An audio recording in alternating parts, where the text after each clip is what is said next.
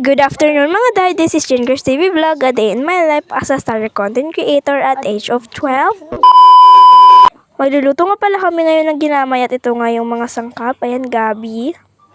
Pero una nga sa lahat ay babalatan naman yan. Alangan naman nakainin mo, wala may balat pa. Alangan naman kakainin mo talaga yan. At ayan, hugasan na nga. May pa-transition pag nalalaman tong babaeng to. Uy, and ayan, transition, and ayan. Malinis na, pero mukhang hindi nahugasan, di ba? Tapos ayan, kailangan din natin siyang hiwa-hiwain para naman makain natin ng hindi talaga malaki sa tutulan. Ano ang tutulan? Tapos ayan, 1/4 na baboy lang nga yung ating lulutuin. Ayan. O, ayan na, may pa-slow mo pa talaga itong babaeng itong nalalaman. Huy! And ayan. Yan nga yung mga sangkap, kaya naman tingnan yung maigi kung paano namin yan lulutuin mamaya. O, diba? Mukhang masarap. Pero yung nabidyoan ko hindi. Char. Mga kasin ko ngayon kasama ko, kaya naman sila nga yung nag-effort talaga nito. And ayan na yung gabi.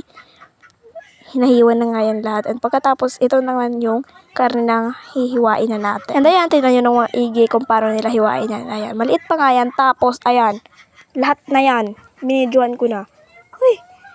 May pa-transition pa nga nalalaman tong babaeng to. Kaya yan, muntika nang masunog talaga tong cellphone. Huy! And ayan, ayan nga yung sangkap na nalamas sa Bisaya. Uy, and ayan pa yung mga sangkap. Tapos ayan na yung karne, ilulunod talaga siya sa kawali. Pasensya lang talaga yung boses ko kasi nga maingay talaga dito sa amin kasi may party-party. Uy!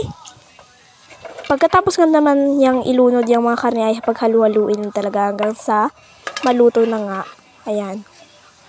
Sabi nila, mukhang sunog daw. Char. Tapos ayan, ilagay na nga natin yung lamas para naman mas buwang konti yung ating lulutuin na ulam. Pakuluan ng konti, tapos ilagay na naman yung karne kanina. Sana tapusin nyo nga yung video na to kasi nga kapag tinapos ito, mag-e-enjoy talaga ako. Uy! Ayan. Nilagyan na nga nila ng asin kasi yan, pampalasa. Tapos magic sarap na nga din. Ayan. Ubusin mo lang talaga te. Char. Tapos ayan, toyo naman. And paghalu-haluin mo pagkatapos mo lagyan ng toyo kasi nga baka hindi mag-mix katulad ng jowa mo. Huy. And ayun, fast forward tayo ay luto na nga ito pero hindi pa nga nalagyan ng sabaw, kaya naman paghalu-haluin at lagyan natin ng sabaw. Pero una nga yung sabaw ay ilalagay muna natin tong gabi na binalatan kanina. Kung sinasabi nyo nga na hindi ito makakain ay makakain talaga to, kailangan nyo lang talagang balatan tapos hugasan. Paghalu-haluin lang hanggang sa mag-color brown na siya. Tapos pag na-brown na, lagyan mo na ng tubig. O diba? Medyo maingay talaga dito sa amin kasi nga may nag-party nga, sabi ko.